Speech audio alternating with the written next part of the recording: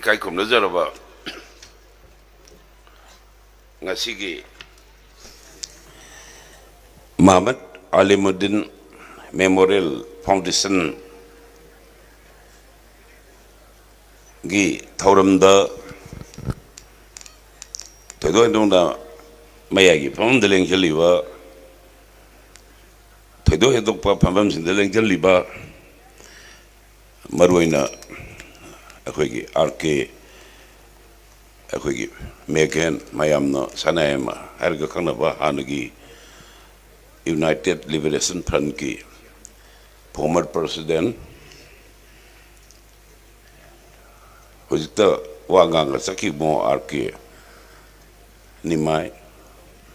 ibu Alauddin ai hojita leng pa ani ibu salam gi masa yamna phajal isai tore adu aina haibada sithaba nandaba punama ngapiraga dai delang khaliba ikai khomnaraba punama loina mang delang khen biriba sigumba thauram masida nithina thawai yawbidna lengbira ko khwai puma amadi press media cable network ki marumpang khwai ki punama amuka hana loina na akhoi ngasi ngaktang naina jaduna wahai kara hangal pada tabi gaduriba hujaugi tabi riba Manipur ki praja punamak amadi Manipur ki mapanda laiba masung Bharat Barsha ki mapanda laiba praja punamak dai delengil liba ki mahut silaga lengil biriba mayam ki mahut silaga amadi sili langi ba mayam ki mahut silaga koi punamuna mayam kwai punamak ta ikong khonam jari ayak tasengna Muhammad Alimuddin gi maramda ngang haigadi tam sang ngangani ai nong mangang mana loigani haibadi thajudi yamna sang ngangani adubu ai tangkak oina ai thamjage ai gi mangda akhang hai mayam na ngang hi badu loina sachan jaraga Muhammad Alimuddin haisi kanano haina karmaina koina ragti da aigi pungning da lobge abo makhi he was a best political warrior kwaidagi ragti gi laloi aduni and statesman Sasondar Hairava Mani. He was the architect of modern Manipur. Ngasigi Laiba Manipur Ama Haibadu Karno again Nagi Haibadu architect Mani Haina I Masi Ahan Badu Tamjagi. I Matang the D and Asagi Kanogi Ibo na Haikiba.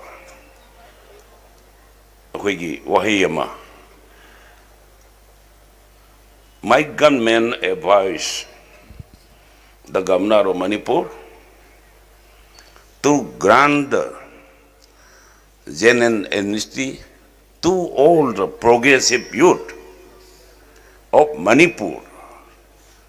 who are now in the Tripura jail. Hi, Varman. Magi Ihananba address to that. Governor address to that. Sigi particular term, this particular term, progressive youth, haisi. Masi season naba Bharat ki rahin te wala da ani kakle. Amana Tamil Nadu da DMK linkhalak pada Davidian Munitra Kajagam DMK do Munitra Kajagam hiding the D ki hairame. Davidian Kajagam si karam linkhali lisingam samapan nifutreta Bharat Barsha maning tamda Bharat से Hindustan हाइने हरपदुदा Bharat Hindustan सेमदी करीगी दबिदान अखोइना दबिस्तान सेमोइदगे हाइदना Madras presidency college की Ramaswamy Naikar हाइबा status की professor नमसी ताम से दबी कना अखोइगी दबिस्तान हाइजी पुथोरकांदा अनादुराई हाइबा अखोइगी मतम कोनसी मिनिस्टर बमासी कैंसर नाबदगी लंदन दगी डॉक्टर सिंह ऑपरेशन तौबद सिगिबा अनादुराई सिना करीगी हाइदना माना माना ngangibido angawne na mana lokalaga ngasagi kari davistan haina haibido madu mana kari wontoke bu progressive federalism haina wontoi barot tagi koi to kai tane batam du anaduraina progressive federalism haina sene adopada mayam khangbi ber khangdi aina thengna jabada matam amada manipur da akhoi gi ngasai gi ngang na riba mayam sidagi prolong negligence akhoi gi yamna sangna mirai lakpadugi madugi phol oina region and imbalances and economic disparity bharat barshada leiriba lamdam sida अखोई भारत लेबा मयाई lump खर खकी चौखटपगी फिबम से लाप कांद reason and imbalances economic थोरक कांद अखोई जो असिगुम film दि हिंग बस्रिम दे हाइना थोरक बना हारोल दबो मोहम्मद अली मदीना प्रोग्रेसिव यूथ हाइना बिंग थोले अनादुराइना Muhammad Ali bin Tamani si khangi madu ngasai bona panbiki ba akhoi gi kana na tawbono ido madu akhoi gi governor gi address ta tawbani governor address si kari kogi abu the address of the governor the address of the president is the policy statement of the government don't draft it must be approved by the government aduna governor ki address ta panbani cabinet ki wari blori do aduna ni madu alimuddin ki tongam nate yaimad ki tongam nate adubo government ki responsibility ni adu ki buji ki hairiba my government advised the governor of Manipur to grant the general amnesty to all the progressive youth in Manipur who are now in Tripura jail. Haibra, adu landadu. Cabinet tuna approve tauraga, governor ne address tauraga as a policy matter of the government. Adu main taumuni kana gumi individual nati. Ai sigi matang da university kana main khali rim sing khali ga isi. सूरगदी मागी हई सिंबसे यामना नुंगाइगने न काली अदु ngasai mayam lengkhan bani na wagani do adu yoni ai budi ngangoi di ai pung teruk ngangoi so ingong bani ai ngon aru na ti an rowe aduna ngasi ai khoina si alimuddin former chief minister ki foundation sigi tawri se masi karmain to gebu tasengna harga ngasagi mayam panagre Manipur University si karmain laki ada university si karmain muthan ba honar I haino kangkong chai bi wa phom la ko do madai da aina koige maru ina angang sing cheli ba khogi laki hoi kariwa hai bane ba maram di matamamada ai sahi ning de na le ba hospital de la isla da Muhammad Alimuddin gi linkar chala ba foundation stone du da lai kat ki haida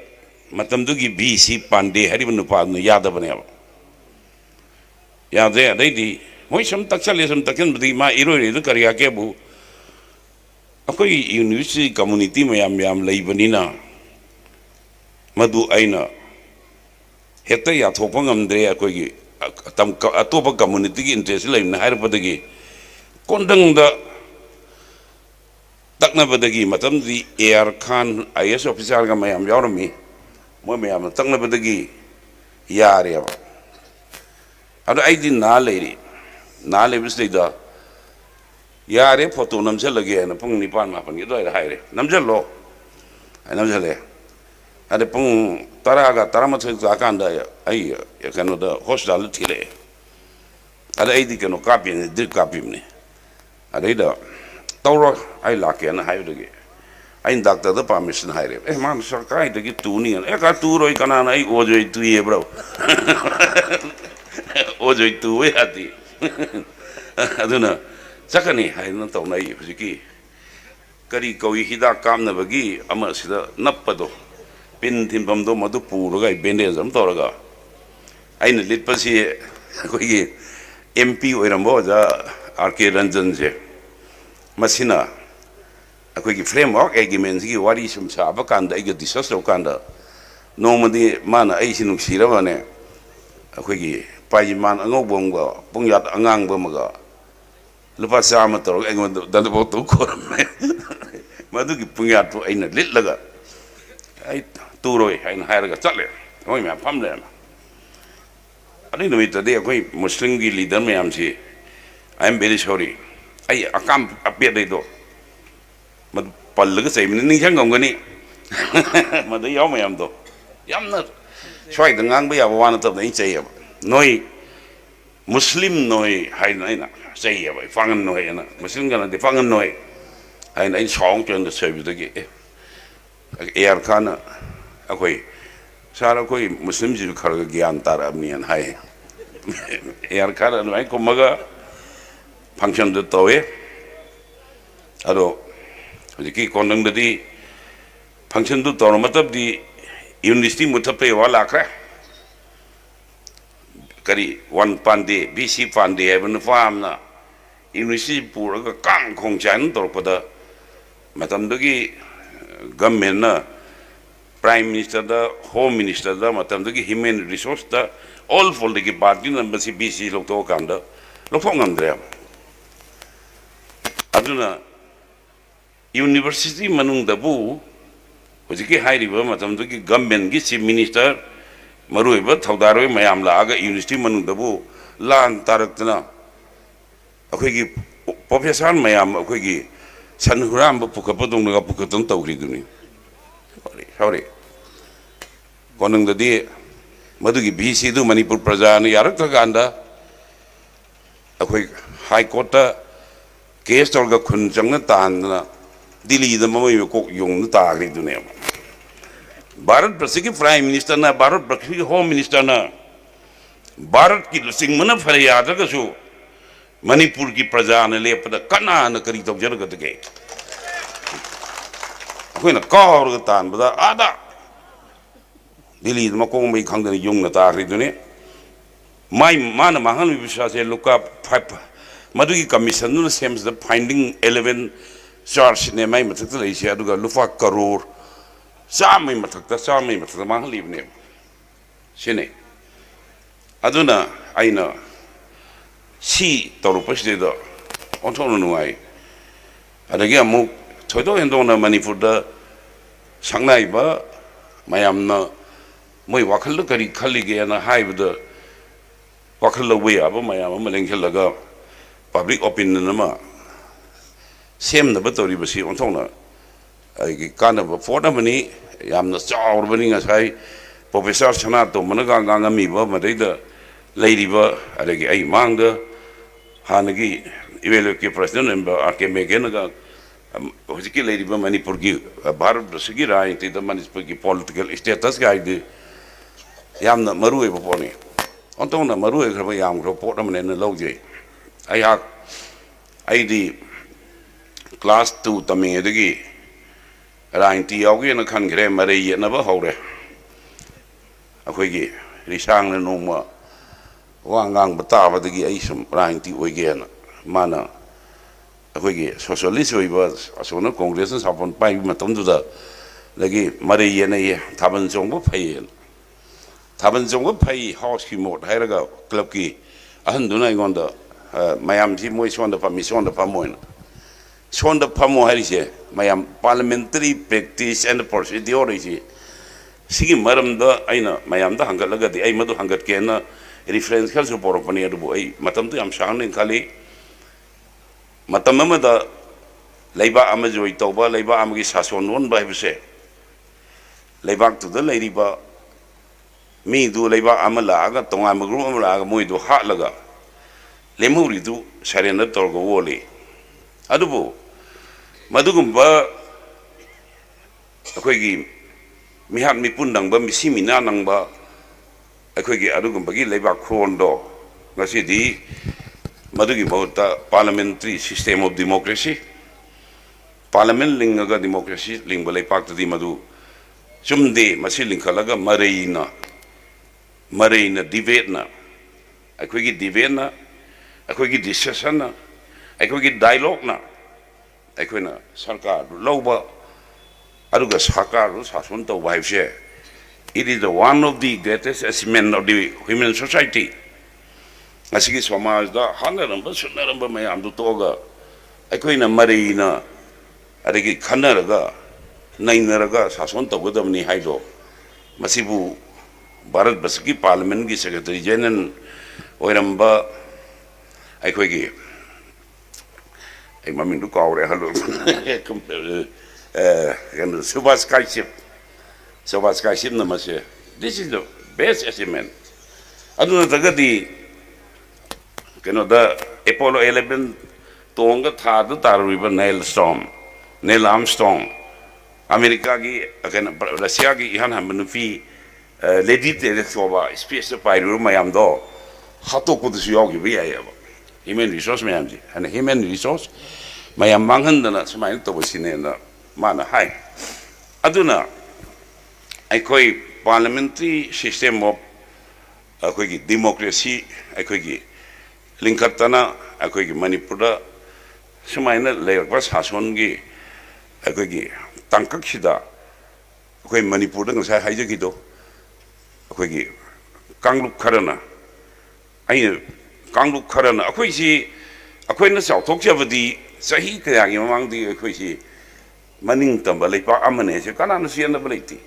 ꯑꯩꯈꯣꯏꯒꯤ ꯏꯄꯥ ꯏꯄꯨꯁꯤꯡꯅ ꯄꯤꯛꯂꯕ ꯃꯤ ꯈꯨꯖꯣꯛ ꯑꯃꯅ ꯂꯩꯕꯥꯛꯁꯤ ꯁꯥꯁꯣꯟ ꯇꯧꯔꯒ ꯂꯩꯕꯥꯛ ꯃꯌꯥꯝꯁꯤ ꯁꯥꯁꯣꯟ ꯇꯧꯔꯒ ꯍꯤꯡꯗꯨꯅ ꯃꯅꯤꯡ ꯇꯝꯕ ꯂꯩꯕꯥꯛ ꯑꯃ ꯑꯣꯏꯗꯨꯅ ꯂꯥꯛꯏ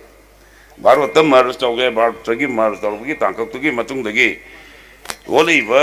ꯑꯩꯈꯣꯏꯒꯤ ꯐꯤꯕꯝꯁꯤꯗ ꯉꯁꯤꯗꯤ ꯁꯦꯡꯅ ꯀꯔꯤ ꯇꯥꯔꯦ ꯑꯔꯣꯏꯕꯗꯗꯤ ꯑꯩꯈꯣꯏꯁꯤ ꯉꯁꯥꯏ ꯑꯥꯔ ꯀꯦ ꯃꯦꯒꯦꯟꯅ ꯍꯥꯏꯈꯤꯕ ꯃꯇꯝꯗꯨꯗ ꯀꯣꯂꯣꯅꯤꯌꯦꯜ ꯔꯨꯜ ꯂꯣꯏꯗꯦ ꯑꯗꯣ ꯍꯧꯖꯤꯛꯇꯤ ꯚꯥꯔꯠ ꯁꯔꯀꯥꯔꯅ ꯑꯩꯈꯣꯏꯗ ꯇꯧꯔꯤꯁꯤ ꯚꯥꯔꯠ ꯁꯔꯀꯥꯔꯁꯤ ꯃꯁꯤꯅ ꯀꯣꯂꯣꯅꯤꯌꯦꯜ ꯔꯨꯂꯔ ꯃꯅꯤꯄꯨꯔꯗ ꯂꯩꯔꯤꯕ ꯄ꯭ꯔꯖꯥꯁꯤꯅ ꯀꯣꯂꯣꯅꯥꯏꯖ ꯄꯤꯄꯜ ꯕ꯭ꯔꯤꯇꯤꯁꯃꯛꯅ ꯆꯠꯇꯕ ꯁꯥꯖꯠꯇꯣ ꯑꯗꯨꯒꯤ ꯊꯥꯛꯇ ꯍꯦꯟꯒꯠꯂꯛꯇꯅ ꯉꯁꯤꯗꯤ ꯃꯅꯤꯄꯨꯔꯁꯤ ꯃꯆꯦꯠ ꯊꯨꯒꯥꯏꯈ꯭ꯔꯦ ꯍꯥꯟꯅ ꯂꯩꯖꯕ ꯀꯥꯡꯂꯨꯞꯁꯤꯡꯒꯤ ꯅꯨꯡꯁꯤꯅꯕ ꯂꯣꯏ ꯃꯥꯡꯈ꯭ꯔꯦ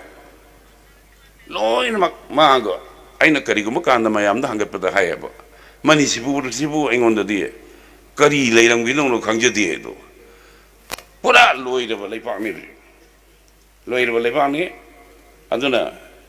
ꯁꯤꯒꯨꯝꯕ ꯂꯣꯏꯔꯕ ꯂꯩꯄꯥꯛꯁꯤꯗꯩꯗ ꯑꯃꯨꯛ ꯍꯣꯏ ꯒꯃꯦꯟ ꯑꯃ ꯁꯦꯝꯗꯅ ꯃꯌꯥꯝ ꯇꯧꯅꯦꯅ ꯆꯪꯁꯤꯜꯂꯛꯑꯦ ꯐꯔꯦ ꯀꯔꯤꯑꯕ ꯍꯧꯖꯤꯛꯀꯤ ꯂꯤꯇꯥꯟꯗ ꯅꯥꯒꯥꯒ ꯀꯨꯀꯤꯒ ꯃꯩ ꯊꯥꯅꯗꯅ ꯅꯥꯒꯥꯒ ꯀꯨꯀꯤꯒ ꯃꯩ ꯊꯥꯅꯗꯅ ꯍꯧꯖꯤꯛ ꯁꯥꯁꯣꯟ ꯇꯧꯕꯁꯤꯗꯕꯨ ꯑꯩꯗꯤ ꯍꯪꯅꯤꯡꯉꯤꯕꯅꯤꯅꯦ ꯚꯥꯔꯠ ꯁꯔꯀꯥꯔꯗ ꯅꯔꯦꯟꯗ꯭ꯔ ꯃꯣꯗꯤꯒꯤ ꯑꯣꯄꯔꯦꯁꯟ ꯁꯤꯟꯗꯨꯔꯗꯨꯕꯨ ꯀꯝꯗꯧꯈ꯭ꯔꯒꯦꯅꯦ ꯃꯥꯏ ꯑꯣꯄꯔꯦꯁꯟ ꯁꯤꯟꯗꯨꯔꯗꯨ ꯑꯁꯤꯗ ꯇꯧ ꯌꯥꯗꯕ꯭ꯔꯣ ꯋꯥꯠ ꯏꯁ ꯗ ꯄ꯭ꯔꯤꯟꯁꯤꯄꯜ ꯋꯥꯠ ꯏꯁ ꯗ ꯑꯥꯏꯗꯤꯌꯥ ꯑꯣꯄꯔꯦꯁꯟ ꯁꯤꯟꯗꯨꯔꯗꯨ ꯀꯩꯅꯣ ꯑꯁꯤꯗ ꯃꯤꯑꯣꯏ ꯈꯨꯖꯣꯛ ꯈꯔꯅ ꯃꯩ ꯊꯥꯅꯕ ꯀꯥꯟꯗ ꯑꯗꯩꯗ ꯑꯣꯄꯔꯦꯁꯟ ꯁꯤꯟꯗꯨꯔ ꯒꯥꯏꯅ ꯑꯣꯄꯔꯦꯁꯟ ꯑꯕꯦꯔ ꯃꯌꯥꯝ ꯄꯥꯏꯅ ꯄꯨꯛꯇꯩ ꯇꯩꯅꯅ ꯁꯝꯅꯥ ꯆꯥꯔꯦ ꯂꯩꯕꯥꯛ ꯀꯔꯤꯅꯣꯁꯦ ꯑꯣꯄꯔꯦꯁꯟ ꯁꯤꯟꯗꯨꯔꯅꯤ ꯆꯥꯎꯈ꯭ꯔꯕ ꯚꯥꯔꯠ ꯄ꯭ꯔꯤꯊꯤꯕꯤꯒꯤ power Litanda kuki karana lam hen badabo tauri sinine ado imo juninge ngangoni Bharat Bersada matamamada Bharat ninthaupan ba lepak mayam yaw nen tawda Hyderabad yaw diadana Hyderabad ki nupado communist ni dana mati Pakistan yaw ge to idana mada Bharat sarkar na matamda Indian dominant na operation to ya ba operation to polo operation ko ye madu yam drabad tari nipani tarani torongoni aduga report tadi mi lising tarasi hai ba kon madugi operation de loiraga thi kande mi lagani ro halin ba baro resi sagan mo honabda ada seida baro sagan mo honab kanda kuki kujo korana ma seida mai thar kanda baro sagan jin kayo lei ba moi babo oi na khoi myam khanan ba injam bad na tro na kai cheng ro khoi myam khanan ri moi injam de na tro hoji khoi myam khanan ri ba han ri bu sunai ba myam ji responsibility di kuki na te ba naga na te ba mitai na te ba it is the responsibility of the central government tamnakra aduna akhoi ngasai hang myam na hang ki do akhoi pun ba ta bani tasan ba ta bani akhoi manipur save to ge gadi atai kesuliti akhoi Muhammad Alimuddin na matamamada natraga Muhammad Alimuddin galoina ramba manipur ki raanti ki lusing mayam na akhoi ahal mayam dana apun ba manipur kanglup mayam sana sina na nuksina na hingba manipur marang kaiba manipur mingchal leiba manipur ma semnam bagi mangdo madu puang mang asidi mitei na kuki iya de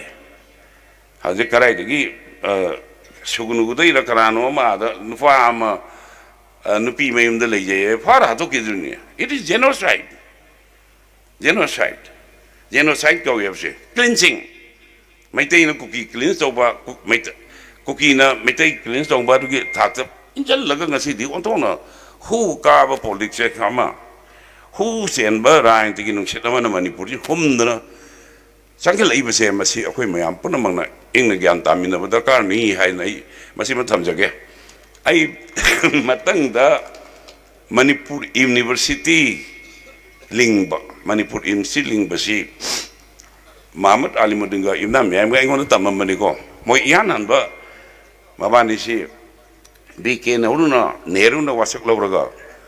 akoi amana si minister amana ma deputy chief minister ate madu kanono egalabani yang maso sa jana deputy finance minister ni adubu akoi na sumgang na bagi manung dai ga thengna ba yunam yai mai si ma di he is a scholar, he is philosopher, he is a poet, he is a perfect parliamentarian. Yamna pung pamba parliamentarian hairagadi nam yai maneba aduna Alimuddin Sam hai nangi waja yai mesdi bu chena kangdana haibne hayo maga samine raga Indira Gandhi na prime minister wa da state mabani na mantri warga alimgi cabinet se gombe na kolum to japadu Indira Gandhi thok long thor kanda mabani hogole mabani hokanda Alimuddin na mabani kokti na wana Mr. Yama why you left Congress and so no hangi ade mabani si tomin na phame ade madam we do not leave Congress left us aina akoina Congress thadok sebante Congress ai hundoro panena akoina Congress hundoro pane haina hae ado karigi no noina MPP to ready haikana in order to draw the attention of in order to draw your kind attention in adu mai komi haina haire adai di university lingni haire akoi university haire go taseng makti jen akoi gi university ki isai center macha amani ada matamdu da akoi gi Bharat Bersada university lingna bi provision leite maram di akoi gi Bharat ki wo reform da leita bani no moina jen university ki center je nang puro haina haire akoi tare yare adai di akoi handaki center si Kanchipur la hole si na alaman mayam mai mitra ma toishi प्रधान तौब अदे अखोगी मोई ma'am से कोने you're अदे अखोई PU है university soul लेदम है दाबी तौरे अदे सन समगी ओजा गौरहरी है दो मोइद चत्रद नोइना कमिटी सेमु है नोइदु मो मरिन तादे कमिटी सेमु एन स्टीयरिंग कमिटी सेमे स्टीयरिंग कमिटी से कनो प्रधान इबोबी खांगेम अदे तोंसना अदे लंदोनी की मपा अखोगी मैम सी अदे आई अंगांग ओइना आइगा मोइगी केरानी ओइना आइनगा सम सुबिदा अखोइना स्टीयरिंग कमिटी सेमे स्टीयरिंग कमिटी सेमबदगी मतमदुदा सेंगना हारगा कनोरमदा ईस्टा अदगी सिगी कनोदा सेमाई चावबुगी मकै सोंदमा मफम मरीद साइड मनीद मयाम पामनै अदो कन्ना तक्सलुक्तगी सेंगना हारगा मतमदुगी अखोगी एमएलए से आइदी काद्रिबनी एमएलए इरेंगम तोंपोक्से माई कंट्रीब्यूशन नाम चावे अदो मतमदुदा मणिपुर पीपल पार्टी का कागिबदी कनोदा याई स्कूल दना सरद थोंजुदा ओतोंबा अदगी नो से जालान अदगी चावयाइमा मालूमदा सना जावबा लतीफ सिर सिंबा अखोई पार्टी दुगी ग्रुप अमा सोन नाकंदा लैबनीना प्रेशर दो अखोइना हेलक्तना अखोगी सेंटर से पीब तारे मदैदा एजुकेशन मिनिस्टर ओइरिबा याइमदो मदुदी मागी फिबम दु यानिंगदबा लैबा मदैदा इरेंगबम तोंपोना अखोगी मयाम जिना सोंद पियो हाइबा अदो माना लम लै लेते हाइबदुदा इरेंगबम तोंपोना से मयाम ना हारिसे याई माइदु सिनेना इन फा पोरमनि गायन मयाम पसंब कांदुदा आइसु मफम से लेनिंगी मरमदी महाराज गंभीर सिंह की अखोगी यताफम कोनुंग लेरिबा डॉक्टर कमल लेबा सिगी मफम से आइसु तौनिंगी अदु लमदी लेते कमदौनी सिदी लमजु लेते ने सिनेबा मदैदा लेरिबा हलम मयाम सिना नहांगनबु कांसीपुर यूनिवर्सिटी से लिंपीगने हरदी अखोगी यूम कई लेरी मयाम से लोय थुदेकने लौनिंगे लौजो आइना हायरगा कथोपदगी अनुमाइन तौन यूनिवर्सिटी लाखिबनी सी मनुंगदा समखा अखोगी केनोगी आरकेनी माई होगी लमगा लेरिबसे मसी मोय केतिपोरंगा लौखिदेब केतिपोरंग जे मतमदा यूनिवर्सिटी सेंगदा भोदा मास्टर प्लान दा मदु तौरिजी हेलिम जौदुरिगा अखोगी हवाईबंगी ओजा रनबीगनी याम वारीदु याम सांग्रे याम इंटरेस्टिंग ओइबो पोनी अदुबो हाइरिबा अखोगी यूनिवर्सिटी सी अखोगी आदगी लौरइबा मदगी इंदिरा गांधी ना नोई सेंटर में लौ हाई कांदा 19 नवंबर 1972 दा जता हुन बनेवा मरमदी 19 नवंबर से आइदी खंगदी ओजा याम हाइबदा मबाने हाइबदा 19 नवंबर जता हुलिसी मरमदी इंदिरा गांधी से 19 नवंबर तो पोए हैवा अरे पार्टी तौरगा जता हुन बने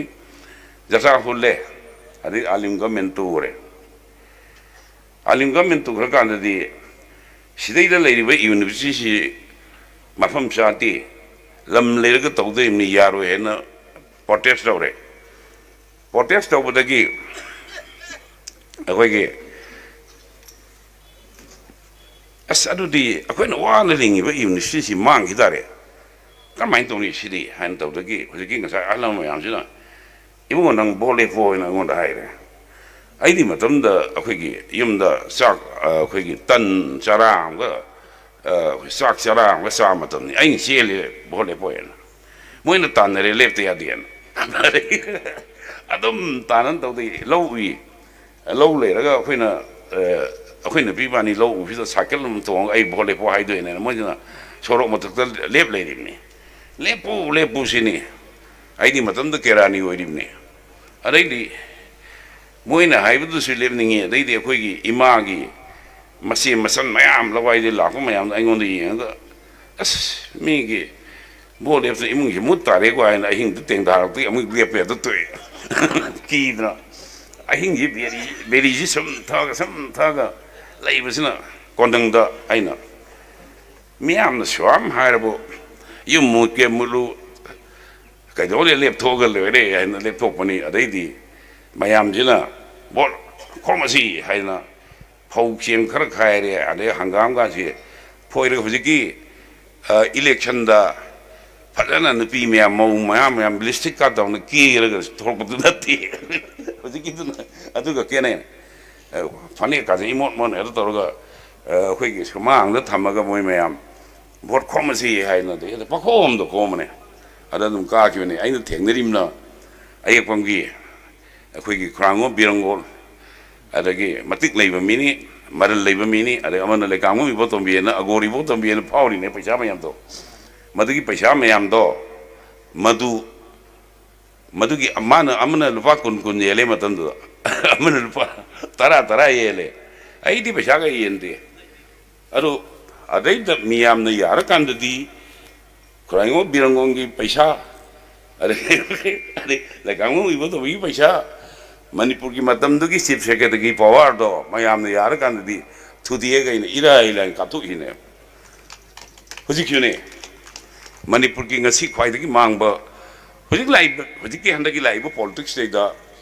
अखोइगी पॉलिटिक्स अदुना कांचीपुर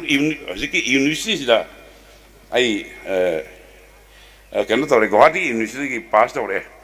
सेद तम्मे अरे लोसु आईदी याना मगी लोसी लोइरगा गमदन तौदी आइना लिंखजबा यूनिवर्सिटी दा फोमददी गुवाहाटी दा तोरगा आइना लिंखर केबा यूनिवर्सिटी दुगी आइना लो पास तौगेबा मदुनी आइना नोआइ जबसे अदुगा आइना लिंखलिबा यूनिवर्सिटी दुगी यान हबा बीसीजु सबुंगम अमुबन वेयबा लाइना सानना अदु माइ वेयबा अदुना सेंगना हरकांदा अखोइगी मणिपुर दा यूनिवर्सिटी लिंखबतगा तौगिबा मागी अलिमुद्दीनगी तौगिबा अरुगा यूनिवर्सिटी सिदी आईडी सेंगना आइगी थवाइ दोना हाइदी असेदा अखोइगी डॉक्टर पीएचडी तंबा छात्री अदगी प्रोफेसर खंगै मयाम ताइ फुलगा द लेंबो सागलेबा बिल्डिंग दो आई युम लेतसि आई ओजोगी मयम साबदे हेनो आइये बै मदुगुंबा यूनिवर्सिटी दुनेबा होजिकी मयाम हमला फुकने दो मांगन दो तै दो मदनेबा तौनगी दो अदुना आइदी हाइजेन मेने यूनिवर्सिटी दा सरकार फाइरी कांगबुना पुलिस कुंबा कमांडो का थाजल लगा मीगा याइना यूनिवर्सिटी की ओजाबु सनहुराम का पुकपजे मसिदी यूनिवर्सिटी ओजा मयाम दी कावरो माने में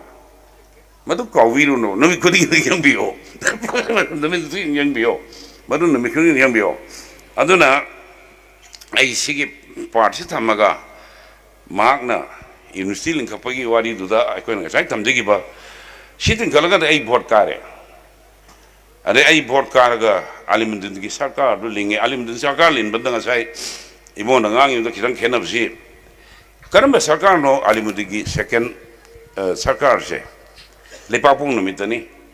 प्रेसिडेंट रिवोक तौखरे अदुदी गवर्नमेंट लेतबे यादे पॉपुलर मिनिस्ट्री लेपापुबदनी अरेदी आलिम साहब सी अखोय वासकने ना नुदोइरम नोंजु खिदंग ताइ लेपापुंग मिस्टर रावनार की दसंगे yang masuk saja sih macam tu hill union na deputy chief minister tu malah tu, nama itu dah. Yang na nungai tu jani yang masuk saja na alimuddin government kisah kerja, lagi kerja dek konamuk yang masuk saja na MPP orang kabar kiri ni apa, si yang sangka ni mana ni yang boleh apa, ada di surabaya kabar gokjakin ni development minister orang kabar same mana apa. अरे अदुना सेम्बस दगी आलिमुद्दीन की सरकार दो yang masuk saja na अखोगी तोपल तौखरे yang masuk saja na पानग्रे मतम दुदा education minister सी वजा अखोगी मोइरांगथिं की Megan होय MP ना अखोगी professor तोंबी वजा तोंबी ना होय मोइना हारि दु सुमदब नतेबा मरमदी सोइद लेरगा सुलम जे लेरगा अदगी यूनिवर्सिटी लिंग यारोए से असुम पोनेबा मफम सी चादे से अदेदा ता हाई भी अब वा ओएबा अरमाइन तबदगी यूनिवर्सिटी फुंगना बतौरे यूनिवर्सिटी फुंगना तबदगी आलिम साहब से नगोन हारिमो यूनिवर्सिटी आदगा नंगो जा तोंबिदुना एमपी ओइबगा अदगी मेगना सोंदा कम्युनिस्ट होइबगा अदगी मोइना तौरगा दी सी पोजिशन से काय नो माले ना इंगोंदा हाइरे अदा माना अदुना अखोई यूनिवर्सिटी से शेप तौसी अदुगा गवर्नमेंट से टोपल तौरसे ना अखोइना अखोइगी यानांबा अखोइगी अलिमुद्दीन सरकार ना टूरी दुना सैजानुरी ना फर्स्ट गवर्नमेंट ने सी मथंग लाइबा सेकंड गवर्नमेंट सिदैदा यामुंग दोरेंदो दा इन चले यामुंग नंग सी मिनिस्टर ओइरोन हाइनी अरे माना याद रहना है यानी अदुदी नंगना सी मिनिस्टर ओइरो गवर्नमेंट टोपल तौबद मसिंग याम मयाम दु ओइना सी हायरगा आलिम साहब को मबानी उनरगा गवर्नमेंट से कोई टोपल तौनो होंदरे कांग्रेस की कुंथा एमपीपी कुंथा अदु कुंथा सिग्नल लेरे अरेदा अहन से आवबायदना अमले नंबर एमडी से आवबा अखदि अदुना आलिम अदु कौना अखोइना मासी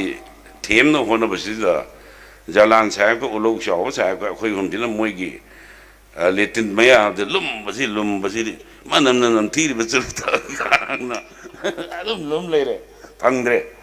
अदैदि अखोइना उस्तिना इंसांग मदगी मा हाइरे आइदि कुंथा माथोइ सुदु तौगे कुंथा लेरे हाइदगांदा यादेने आलिम साहब की कनोस अखोइना दुकान द प्रॉप चलगा गांग रे आदि दाय अदे आलिम साहब सुना करी हाइरि बाय कुंथा सुइगदो आई येंगिनी अदु तौनि तौले होय अरे माना है लौली से इधर तो होएगा अरे ये लिचे यम पाए के चले ने अरे अमदन ये अदु अदा ngang ले करी अदु अदा लिचे नहीं yang ling चिन मुरा ना ताऊ नम पाले पोरे अरे ये कुंथा तो इशू रे गवर्नमेंट तो पल तोरे गवर्नमेंट तो पल तोर का अंदर कामु खराना दोरेंदो की दित्रा आदे ले अखोई की ता तुक ले सी मिनिस्टर से अखोई कोई हम तो ना हाई रे सिदो वरंग वनी कोई गांव नहीं शा अरेदी आई जो मोइगी क्लेम गांव नहीं बप पॉलिटिकल ताम दस मनी ना वांग गांव हमद्रे अरेदी आलिम साहब ने करी है कि इमो इनाउशा विश्वास अन्नो ये शावरो नो आई ना सी मिनिस्टर की फम दो कथो कर बनी अनुमा आदम बोझरस नो हायर के वहन बने अब मार सेक्रीफाइस दो इधर हुरिक्ती सी मिनिस्टर फंगे मतु मसा हाल भाव तो कनागु कांगु तुमिन लेंगा मीदना such a political leader here in the state मम्मा रेप तोरबा मसन रेप तोरकांदा मचन भाजल लेबा आलिमुद्दीन चीफ मिनिस्टर मातांग फंगबा चीफ मिनिस्टर मॉडर्न मणिपुर अमगी माना सागतबा चीफ मिनिस्टर दो मदुगी मंगदो मंगफाउनो दो मान तोकथोकिबने मणिपुर यूनिवर्सिटी अदा अदु ओइखिबने अमा अनि सुवा रिम सिंगपतो अदगी अखो अखाई ngасai इमो मेगेनोइना ngangbदुदा याम याम ग्रे मान तौजरमसे 13 अगस्त की मोनगी सिस थांगलो अखोगी 13 अगस्त की सिदैदा करमाइन तौगेबो मणिपुर दा सायमना पालाबदा आई ngасai की याम तेन थमजगे हयेंग तंजा सामदा थंगे तांककिंग हिदा मयामना खनबदा मसा ओइगदो रिपोर्ट करा मणिपुर दा 13 अगस्त अखोगी बी टिकेंदजित फारसी तौना हातखिबा सिगुंबा अखोगी नुमिसे मसी अखोगी मोहम्मद आलिमुद्दीन ना मांसागी अहमगी सरकार गवर्नर एड्रेस तौरगा 1970 तो अखोई यावदिंगैदनी अखोगी प्रोग्रेसिव यूथ मयाम जेनएन एमएसटी पीयू गायना हायरगा 13 अगस्त लेदा 13 अगस्त सी अखोगी सेंगना हारकंदा लनाई मियोई करना मरुइना पान ओइब माने खाली Moina अदुमाइना तौजरगा लाखपने लाखपसिदगी सिगी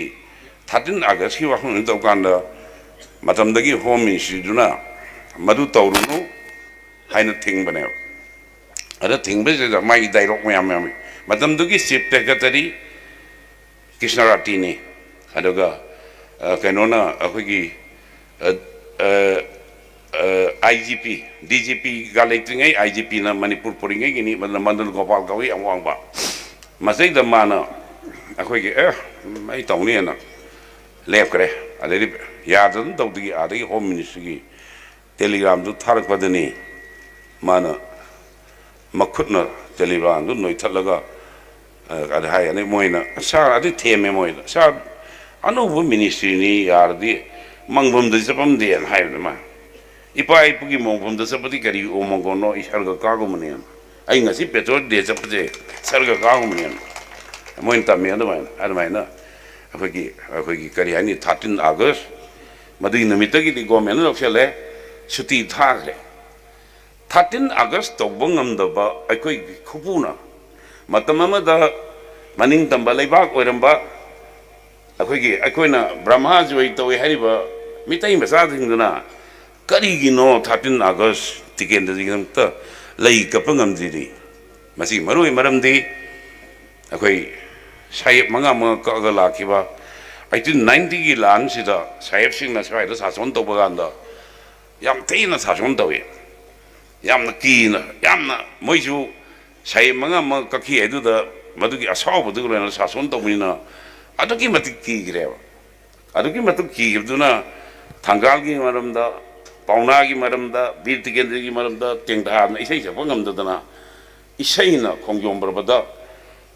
khongjom lan sae na khongjom ro putoki mini haina mayam da haring nisne matam dogi british ki rule dula one Crawford mi si akoi gi sam na sagi khongjom lan ge de to riba sai ba ki da british assistant commissioner in sapakanda mi singi kunthar ga danda botok formi ne ba andu de phuduri ba aduna Mr. Crawford haiba assistant commissioner in adu maina akoi gi sagon tong sapakanda mitai masam phoru ne ba ana mana kari hunter e bagro pakan kan badagi kondang de nufa aduna thak wonsel laga sai du fire ga sing thaba da makha tare de manam tare ne Crawford si gi mitai masam tare ba adi ma adi transfer to gi ba adu maina yamna kiandana khongjom lan ifai fu gi thongna lingjen wari do libu ngamdana chin na ka thopu ngamdana adu mai lakone madugi manipur gi patriotism gi jati nungsibagi kanglu gi mathai thaba kangbu gi wari libodo ngamdana panna leiba chai cha ka panna leibo Muhammad Ali Mudina madagi patriotism gi isel do yang ghai raga manipur gi baza de yelam ne pa madugi iduneba madugi patriotism duneba akoi ngasi manipur nationalism gi wa hogol isi aduna ni mana sai adida akoi gi tu grand general ministry and progressive youth ka ina tori londa do aruba londa ga to jeri biduni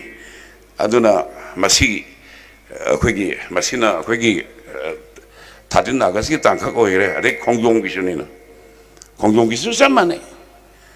ana khongjong gi samana do adagi yana bada kana bibi gi record ga torga deidi projecti akoi ining tam like from be arena kanan su ko khongjong gi na to ga 13 August gi manak ta akoi tigen gi mongpham du like ka pangam bada teba aru hujik lai bise kanan oi bu seng na kanda Muhammad Amil Udin matam dugi ma ga loina ba akoi gi rajniti gi ipai bu atho bo mayam do ma gi khudol ni moina piram bane ba koi da sini si matang da akoi gi rim sin ka pato rim si kari akoi gi notice si da rim ski rinka kani hai RMC hai ba na regional medical college ma rinka kani ji tabdagi andolon tawi matam duda andolon tawna lingthapa yaroi hen tawdagi keno se oji nurse ki hostel du tawraga RMC linkale aruga linkalaga matam dagi BK Nehru da yai ma bani na sibge som to ibi hoi kanda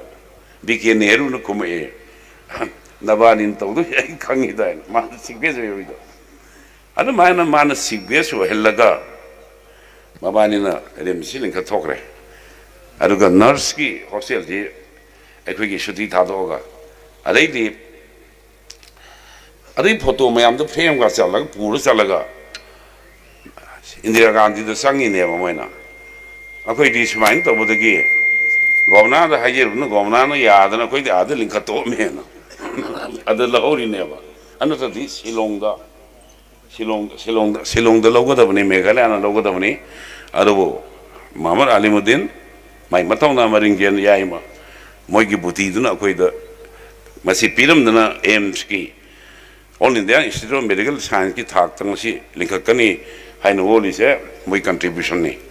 ngasai panbigre yam gre amana toramba thabak inge mai teli Alimuddin ki government je aham government je tubu kanda aham tubu tamda reidi kaithe nupi meyam hore Alimuddin government tubu yaro Alimuddin government tubu yaro en andalon tori neba kaithe nupi meyam je lo impar ge jen thame asigi jen sida adigi mai nungdang mai mata pire ada senaba ahalaman kongmudagi porano mutung gopamsa sil sing mayam lei moina nungdang da nupi mayam aje leiriba nupi mayam da sangine na moina hujiki kowila makhong da moyangi kowila na tar ga tikna sang lere aduna reidi konung dadi moi warem dare nufa ngakna ra inti to nungai te nupi hu yorsi aduna sanura marup haibam semji haina hujiki Manipur People Party ki sanura marup to jen dagi polak paneba jail manandagi polak pani adagi yan nanda president na manok ton sija haibani thamai ban kano dagi nongoi bung dagi manok ton sija adagi mathang da vice president noi biduna khoimu sija haibani uri bokte ni adagi manok ton sija si seng na harga akom badadi masi ikang khang no sanjen dongda si nan leirong gi baneba aduga aina election lepa ganda akhoi manokton sija akhoi gi hujiki khoimu sija ga hain tori jo madu makhwang simain ko laga akhoi yumdagi na lilong chading da board com da salim ne ba mayam je parijat hoga mayam je loina ba salim ne board com ne akhoi di ta abdi saugudra political worker ni ga board com ne lipstick ka torun phi tori adu di aro ye political Alimuddin pung kumari pung ni funi pan waktong min da mati pet hai deba ai pung ni funi pan tung da ngam deba 24-hour politics to mi mani fu da leite ba yai ma tok di semai chaw tok de kanam tok di 24-hour politics to mi ne ba aduna maram werga akhoi ge diabetics na sigri duni ma siban nam tugi tangkak tu ai kara thamge mayam samta nungai no mayam waradi ware tu oin ta roye to gi aduna hojik aina hajani mudi akhoi ge leibak si phan ge hairagati leibak che kana yin ma puna de hojik leiri ba khemjang gi ma pun de Alimuddin ma pu oiram ba leibak to akhoi de siner mi sine leibak che Manipur je praja gi ne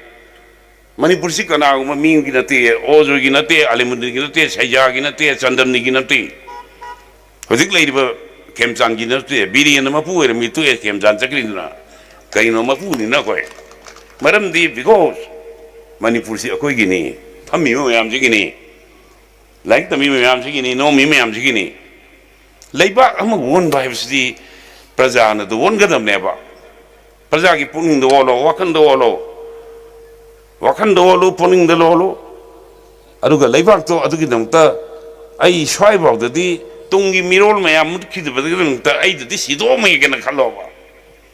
ai gi sai shu me yam minai we ga min nai na cha ga do adugi di o jo ring si di si do ma ge khalo ba nang gi tungi mirol ge adu di na ta election state da haugi bot leiba ma yam bot yon ba bot yon ba kanan tai no prajana na tro prajana bot yoli bot leiba kambuna lei adu marakta bot ki dolali sa ba kambu lei bane yom bane bot ki dolali sa ba kambu madu ku mamida ma yam no pa sham yam puto ka gi ba mi ma yam du na tro ngasi akoi Manipur da moi yang khai manga ra ke anu lei di ma ku tro khoi wari si bo hui shu lei ba ga yon ba ga marakta lei ba ga akoi ge election to kan da dei di on to mi da nga to ka re a son da mai ho ge praja me mai cha e son da adu khang da na a keno da assembly da dai na ga da wa di khang da akoi ge khong ba da ising jing na social service तौर मनपुर मई होरकाना social service तौ ले आद चलगा लेबाकसीगीदमक्ता नोई करिगी तौदी नोइदा हाइंगमते अदुगु मयाम थोलिसिबु अखोई प्रजा नंत्रो अइना नत्रो नकोइना नत्रो मनपुर की प्रजा नंत्रो मधु कोहनगे गदी अइना साइ हंगचरिबदो ngajai bu mi gen akhoi yam luraba tanjani ba yam luraba tanjani manipur ontong luraba tanjani adubu khwai dagi khudong chaba madi handaki lan jina akhoi da budhi ma pire loksing ma pire loksing ma pire budhi ma pire manipur ki praja madu ki tanja do mangandana manipur kalamba isa isu kalamba tungi mirol kalamba gi adugi lanjang do madu gi akhoi myam pullaga adugi वारिफ तो लोग बता बने अखोई ma'am न बोल दबो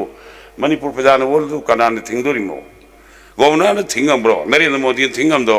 आई जान गज की नरेंद्र मोदी न थिंगबा बीसी दो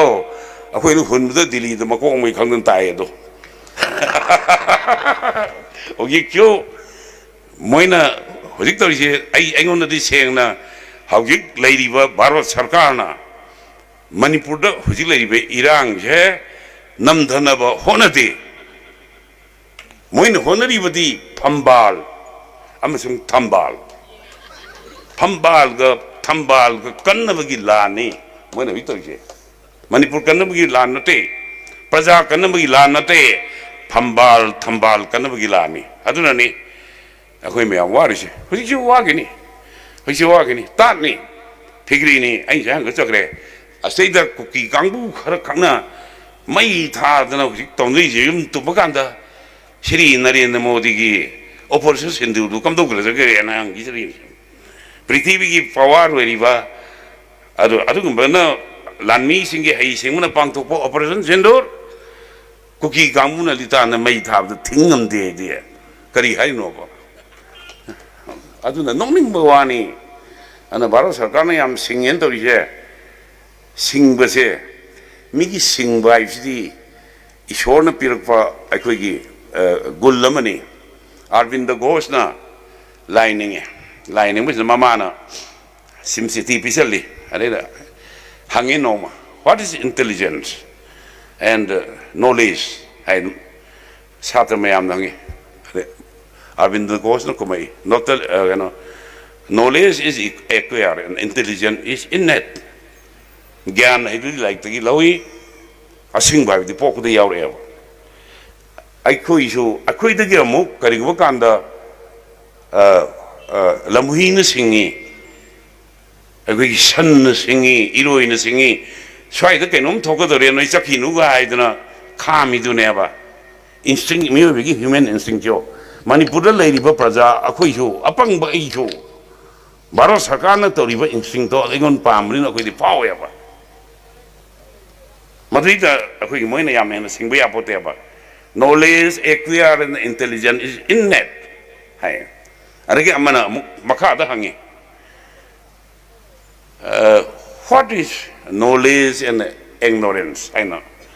difference between knowledge and ignorance kan makhumai knowledge lead to unity ignorance to diversity gyan le di punjan na baya ba bhab ta di punjan na baya ba अखोई सी अदुना अखोई की हुजिक लेरिबा राजनीति की वरीब फिल्म जे मसे अखोई गैप तामिनबा जे मसे पुंजनबी मसाकनेबा अदुना पुंजनबा यारोय knowledge lead to unity and ignorance to diversity ज्ञान लेतबा इदि भाव तापोते आते असोंदगी अरे कनानो न इंसल लगतना दे अदुम तौरे पांगन अदुम तौरे अदगी सनान अदुम तौरे ब्राह्मण अदुम तौरे न सिमा याम थुगारी हिमोय नत्रो बामोन इंजलिबा कनानो पांगन इंजलिबा कनाना अदगे अदु मयाम सि खाइदोक तौदुसि सिकी मरु मरमदी सेंगना काना मणिपुरदी इपा इपु सिंगी अखोगी डिग्निटी मधुगी मतम कोइना लेरंबा इपा इपु सिंगी सासोनगी डिग्निटी दो मधुगा मधुदा चौथोक्यो मीनेबा मधु कलक्तना नेबा ngasi तौरिसे मधु कलक्तना नेबा मणिपुर थुगाइन बतौरिसे अमुगना हवतन बतौरिसे मसि मयाम खनबि बताएबा आई आके लोइसल लगे अदुना अखोगी Hojiki sini lain alimudengi hojiki government tamjage matungda university lingkapai tamgre rimsti tamgre soida aina mayamda hangasaning bamadi akoi mayamna rainti ola singi rainti ola ama apaba rainti ola ni phatte si karmaina haigani ojoi phai ojoi phatte si karai da haigani masi karai di khanga de gebo alimuddin masak khange di assembly की processing तो पाबियो assembly दा alimuddin करी तो गे दो मधु की processing administrative report तो पाबियो कंगने आई हम शौक तो बुद्धि नो मनुफा intellectual हमना alimuddin के मरम दा आई गॉन दा वाक इता हंगे गया ना मोई अनी लाए अदुगा नुपी मसी योरे आई ना alimuddin की वासी किता गांग कांदा मान आम नुगाई तो वाम है अब आई हाई तो के yeah sumayana makut yana soi torga makut wena paisa lo wedron I was so I nupa tu ta juno makti sile ri angang hungkang ni moi gi mana chimini soi kanda mai nufi angang si lei bana teba moi family to kanam nei teba si alauddin baba alauddin si anta ana la kani du sumayana lep lei doi ne ba changan bote ba mayam kangang ko ni magi nupi angang hojik si minister ni ga ina mantri ni ga pet law ma kangbu kharana atu masa ga pusandra ma de ningthau chari je to alimuddin de leiba nate ba adum ba leiba nate si matang da yamung doren no si minister waire ai ga gi gomen tu ga kan da matam de jo khoi angang oi ri mina ai ne mele kharane yamung doren do lang e nudang ge adai hai re mayam अखोई जो chief minister ने तो अखोई chief minister उन्होंने ना पुंग तरुण मखाई तरी रसंगा दी माँ तुम बज होगती है हाय रे मरी नोंग यामुं दोरें दोगी अखोई की संख्या सिना मादी नीलम निशना है बल्कि कोई अरे माँ रिक्शा हम तो होंगे मादी लाभ जाने चीफ मिनिस्टर ही अरे दी आई उन्हें संगे दोरें दोगी माँ पानी है दी उन्हें हंगे की गेंद दोरें है दा पाऊँ है ना अखोई इतनी माँ अखोई बाबी सीजन सिना हाय दोगी हाँ है ना दोरें दोगी पाएगा sakram jane adai dorendo ina dise du pa sange sei du hondogi adune adai di akoi nungdang lang bo imo nga sai ne papung na sumain to inoi lang bo ji to oina koi lang bo to kheba yango mandai de lei bo culture mandai de han no fauri wa khol mondo akoi ta je yang je akoi di ma sa na fa na mi hala ju dan di pino hai masih ni pan polak na mani pun orang kerja dan TV na baik. Kau yang itu lo na rule tu boleh waktu mani pun lagi bro. Kerana lagi ay macam utang ang dah tiap. Lo tu kerana lagi. Macam mi hala kana aku ke medal viva. Ana mi ke akan macam apa na kami yang furu begina farsi tu makan ki sason dulu. Madura. Democracy is the democracy. Where is the rule of law? Where is the constitution? Madu akoi thengna roi ro. Madu thengna tabne. Madu thengna ga dabni. Sisa jano. Ai sisa jano. Noi khara sigo. Ai si hinjino. Tungi miron li kalam chamina. Miron kaya minai oi bugi mawong de hinga daba akoi ki praja sing do. Kalam bahai bodo madai da sanam to orsu अखोगी नापी मकाम तो Foy by तो अखोई भी नसे मणिपुर प्रजा पुनः मदि वागल लेताम ने बा आई हम सांग ngang bo kan to ni loi chalage aduna sunna aina iroi loi bada akhoi ngasagi hujik vote yoli ba vote lepi ba phadana khom junu merit ta lakchunu oi jasunu vote lei ga kani yol ga nungai gani hai ba praja vote leiba lakpa vote yoliba praja madu ki mayai de leiba dalali chaba vote ki dalali chaba kambu mase work ke di ate leite praja de lei ai wari um kagno reason jage emergency perota matamadu ki congress president sanjoy no weiba matamda youth ki program mari paikali shor nalhan ba u thaba lambi pakthokpa ꯑꯩꯈꯣꯏꯒꯤ ꯃꯆꯥ ꯄꯣꯛꯇꯅꯕ operation ꯇꯧꯕ ꯃꯇꯝꯗꯨꯗ ꯍꯔꯤꯌꯥꯅꯥꯒꯤ ꯁꯤꯗꯩꯗ ꯑꯩꯈꯣꯏꯒꯤ ꯀꯣꯡꯒ꯭ꯔꯦꯁꯀꯤ volunteer ꯃꯌꯥꯝ ꯂꯥꯛꯑꯒ ꯑꯍꯜ ꯂꯃꯟ ꯃꯌꯥꯝꯁꯤ ꯂꯣꯏꯅ ꯅꯨꯄꯥ ꯃꯌꯥꯝꯁꯤ ꯀꯧꯊꯣꯛꯑꯒ ꯑꯣꯄꯔꯦꯁꯟ ꯇꯧꯕꯗ ꯁꯣꯏꯗꯅ ꯄꯥꯈꯪ 12 ꯕꯥꯏꯁꯦꯛꯇꯃꯤ ꯑꯣꯄꯔꯦꯁꯟ ꯇꯧꯊꯣꯛꯈ꯭ꯔꯦꯕ ꯃꯗꯩꯗꯤ ꯍꯔꯤꯌꯥꯅꯥꯒꯤ ꯄ꯭ꯔꯖꯥ ꯁꯥꯎꯗꯅ ꯅꯣꯏꯒꯤ ꯏꯟꯗꯁꯇ꯭ꯔꯤ ꯅꯣꯏꯒꯤ ꯏꯁꯤꯡ ꯅꯣꯏꯒꯤ ꯔꯣꯗ ꯃꯩ ꯄꯥꯝꯗꯦ ꯑꯗꯨ ꯌꯥꯝꯅ ꯑꯩꯈꯣꯏ ꯎꯁꯤꯠꯇꯝ ꯇꯧꯏꯗꯕ ꯑꯗꯨꯃꯥꯏꯅ ꯂꯣꯏꯅꯕꯗꯤꯅ ꯍꯥꯏꯕꯗꯒꯤ ꯃꯇꯨꯡꯗ ꯏꯂꯦꯛꯁꯟ ꯇꯧꯔꯦ इलेक्शन थीबजे हरियाणा की इलेक्शन तौसी थिंदन तौए आई येंग बचबसे आईने डॉक्टर चंद्रमी ने पोलोक जॉब ने जलान ने अखोई मरी येंग चले सोंदा मतमदगी रूलिंग पार्टी की दा सामिना सी आई अदु उरकपनी यान हंबा सिमई खल्लगा सिंगारी फॉरेन कागा तोरनपी मसक फजव फजव मयाम सोंदा बोटर होई ले असोंगी दुना वामी खलगा उसा मयाम दु सिमाई किथरे अद मखादा चौक्रीम थार मतोम फमेबा अदगी खर लेरगा असोंदगी बोट थादब थोरको मी हिंगतुजु